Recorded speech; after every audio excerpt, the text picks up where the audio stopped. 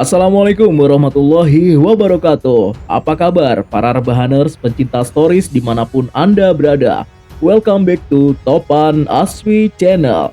Channel yang selalu menghadirkan hiburan yang dapat menambah wawasan dan pengetahuan antum sekalian seputar sejarah, kisah nyata, dan legenda.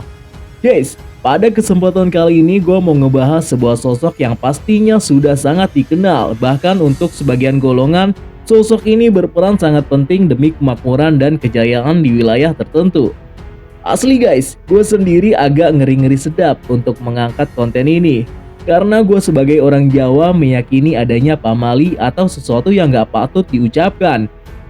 Tapi dengan semangat kooperasi pinjol yang gue bawa, gue bertekad untuk memberikan sedikit informasi dan pengetahuan untuk para rebahaners pecinta stories yang haus akan kisah-kisah mistik yang bikin merinding bulu kaki ini.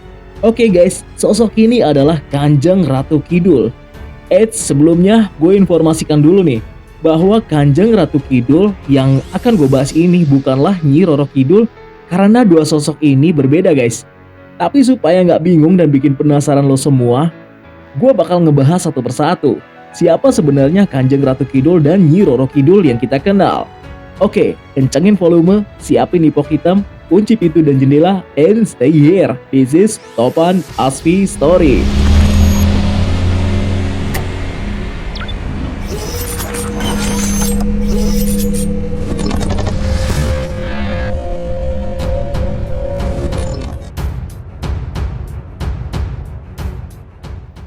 Sri Gusti Kanjeng Ratu Kidul adalah tokoh legenda yang sangat populer di kalangan masyarakat Pulau Jawa, yaitu Jawa Barat, Jawa Tengah, Jawa Timur, dan Pulau Bali.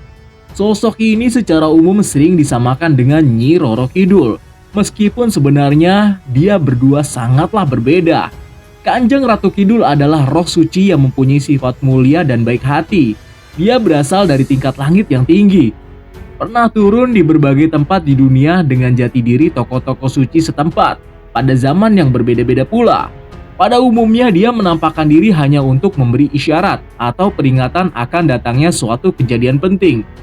Dalam mitologi Jawa, Kanjeng Ratu Kidul merupakan ciptaan dari Dewa Kaping Telu yang mengisi alam kehidupan sebagai Dewi Padi atau Dewi Sri dan dewi-dewi alam yang lain. Sedangkan Nyi Roro Kidul awalnya merupakan putri kerajaan Sunda yang diusir ayahnya karena ulah ibu tirinya. Cerita-cerita yang terkait antara Ratu Kidul dengan Roro Kidul bisa dikatakan berbeda fase tahapan kehidupan menurut mitologi Jawa. Kanjeng Ratu Kidul memiliki kuasa atas ombak keras Samudra Hindia dari istananya yang terletak di jantung samudra. Menurut kepercayaan Jawa, ia merupakan pasangan spiritual para raja di Mataram hingga para raja-raja keturunannya di Surakarta dan Jogja. Dimulai dari Panembahan Senopati, namun kini ia dipandang sebagai ibu spiritual para susuhunan Surakarta maupun Sultan Jogja. Kedudukannya berhubungan dengan hutan Kerenda Wahana. Dalam pewayangan disebut alas sentra ganda mayit atau dandang magore, kayangan atau tempat tinggal bersemayam berstananya Batari Durga Permoni. Keraton Surakarta menyebutnya sebagai Sri Gusti Kanjeng Ratu Ayu Kenconosari atau Sri Gusti Kanjeng Ratu Ayu Kencono Hadisari.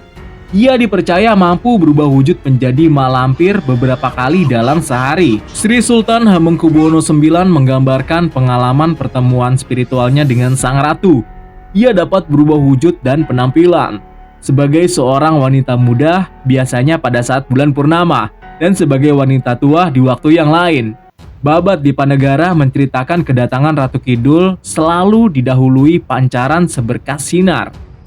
Asal-usul Kanjeng Ratu Kidul dan Nyi Roro Kidul.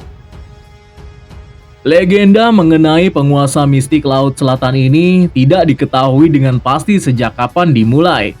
Namun legenda ini mencapai puncak tertinggi karena pengaruh kalangan penguasa keraton dinasti Mataram Islam atau Kasunanan Surakarta Hadiningrat dan Kesultanan Jogja. Dalam kepercayaan tersebut, Kanjeng Ratu Kidul merupakan istri spiritual bagi raja-raja kedua keraton tersebut.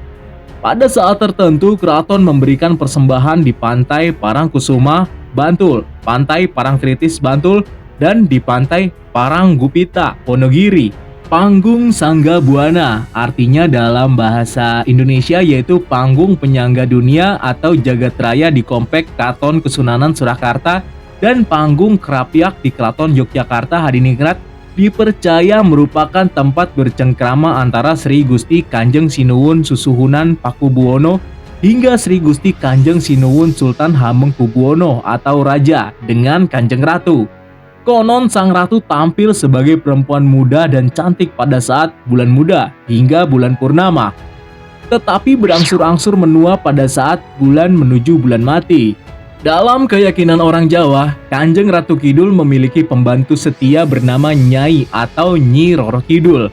Nyi Roro Kidul menyukai warna hijau dan dipercaya suka mengambil orang-orang yang mengenakan pakaian hijau yang berada di pantai wilayahnya untuk dijadikan pelayan atau pasukannya. Karena itu pengunjung pantai wisata di selatan Pulau Jawa, baik di Pelabuhan Ratu, Pangandaran, Cilacap, pantai-pantai di selatan Yogyakarta, hingga Semenanjung Purwa di ujung timur, selalu diingatkan untuk tidak mengenakan pakaian berwarna hijau. Di kalangan masyarakat Sunda berkembang anggapan bahwa Ratu Kidul merupakan titisan dari seorang putri Pajajaran yang bunuh diri di Laut Selatan karena diusir oleh keluarganya karena ia menderita penyakit yang membuat anggota keluarganya malu. Dalam kepercayaan Jawa, tokoh ini dianggap bukanlah Ratu Laut Selatan yang sesungguhnya, melainkan diidentikan dengan Nyi Roro Kidul, pembantu setia Kanjeng Ratu Kidul.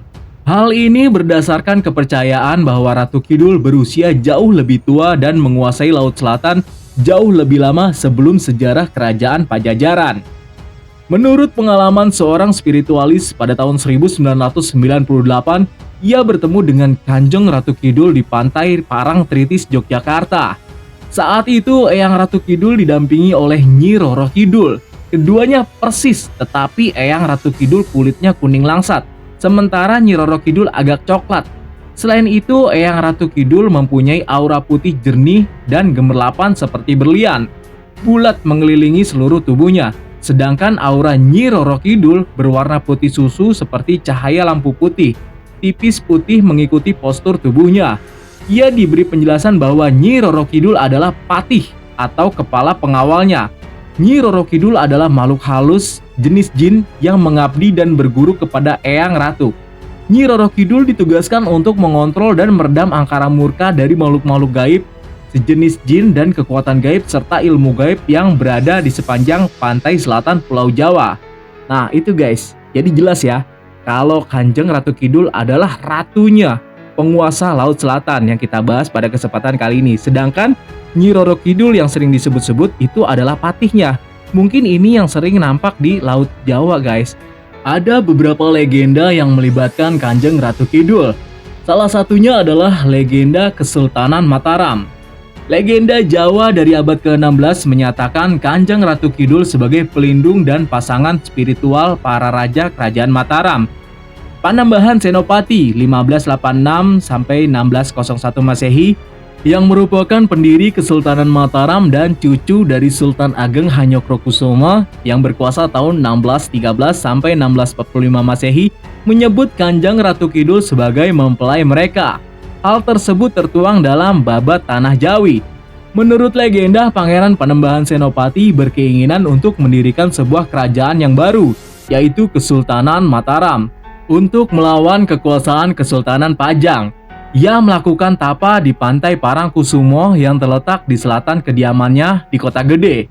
Meditasinya menyebabkan terjadinya fenomena supernatural yang mengganggu kerajaan di Laut Selatan. Sang ratu datang ke pantai untuk melihat siapa yang menyebabkan gangguan di kerajaannya. Saat melihat pangeran yang tampan, ia jatuh cinta dan meminta Panembahan Senopati untuk menghentikan tapanya. Sebagai gantinya, sang ratu penguasa alam spiritual di Laut Selatan setuju untuk membantunya dalam mendirikan kerajaan yang baru untuk menjadi pelindung spiritual kerajaan tersebut. Aduh, kenapa hari ini cuaca di dalam laut panas ya?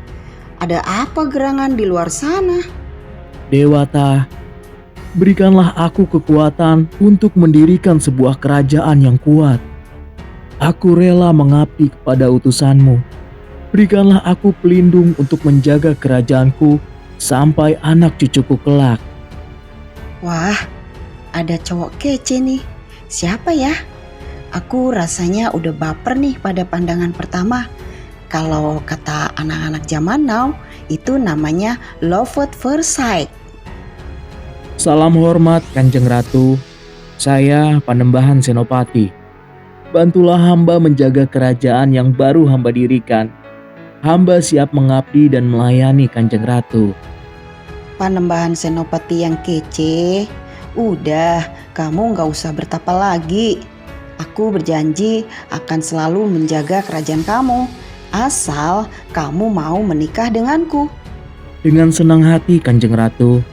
Aku beserta seluruh keturunanku akan menjadi pendampingmu selamanya. Sang ratu dilamar oleh Panembahan Senopati untuk menjadi pasangan spiritualnya serta semua penggantinya nanti, yaitu para Raja Mataram. Kemudian ada Babat Diponegoro yang mengisahkan pertemuan antara Ratu Kidul dengan Pangeran Diponegoro yang sebanyak 2 kali, yaitu pada tahun 1805 dan pertengahan Juli 1826. Pertemuan pertama terjadi di Gua Langse, pantai Parangtritis di selatan Yogyakarta. Pada saat Pangeran Diponegoro tengah bersemedi sehingga Ratu Kidul tidak berkeinginan untuk mengganggu.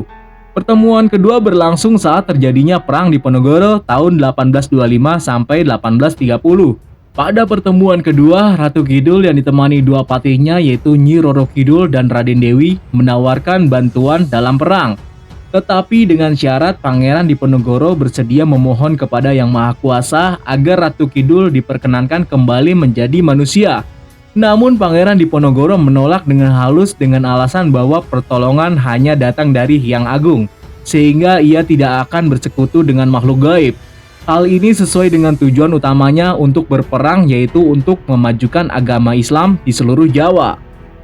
Nah, untuk Nyi Roro Kidul sendiri yang dianggap sebagai patih dari Kanjeng Ratu Kidul merupakan Dewi Kadita, salah satu cerita rakyat Sunda yang menceritakan Dewi Kandita atau Kadita, putri cantik dari kerajaan Sunda Pajajaran yang melarikan diri ke lautan selatan setelah diguna-gunai. Guna-guna tersebut dikeluarkan oleh seorang dukun atas perintah ibu tirinya dan membuat putri tersebut menderita penyakit kulit yang menjijikan. Ia melompat ke lautan yang berombak ganas dan menjadi sembuh serta kembali cantik. Para lelembut kemudian mengangkatnya menjadi Ratu Lelembut Lautan Selatan yang legendaris. Dalam dunia modern seperti sekarang ini, banyak sekali penggambaran Nyi Roro Kidul yang dapat kita temukan dalam film-film seperti Kutukan Nyi Roro Kidul, Bangunnya Nyi Roro Kidul, Dewi Angin-Angin, Susuk Nyi Roro Kidul, Sinetron Nyi Roro Kidul, dan sebagainya. Nyi Roro Kidul juga mengilhami perancangan salah satu karakter pahlawan dalam permainan daring Mobile Legends bernama Kadita. Permainan Heroes of God memiliki karakter bernama Nyi Raka yang terilhami dari legenda Nyi Roro Kidul. Serta permainan Atlantika Online memiliki karakter bernama Roro Kidul. Let's Get Rich memiliki karakter bernama Roro yang terinspirasi dari legenda Nyi Roro Kidul. Dan permainan Seven Knights memiliki karakter bernama Roro. Demikian sepenggal informasi tentang legenda Indonesia Ratu Penguasa Laut Selatan yang ternyata adalah Kanjeng Ratu Kidul.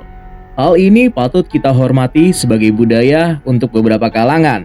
Jangan sampai kita melakukan hal-hal yang membuat perpecahan di antara kita. Bagi yang meyakini keberadaan Kanjeng Ratu, monggo. Namun bagi yang tidak percaya, baiknya jangan mengganggu. Cukup sekian konten kali ini, terima kasih atas perhatiannya, mohon maaf atas segala kesalahan baik yang disengaja maupun yang tidak disengaja. Akhirul kalam, wassalamualaikum warahmatullahi wabarakatuh.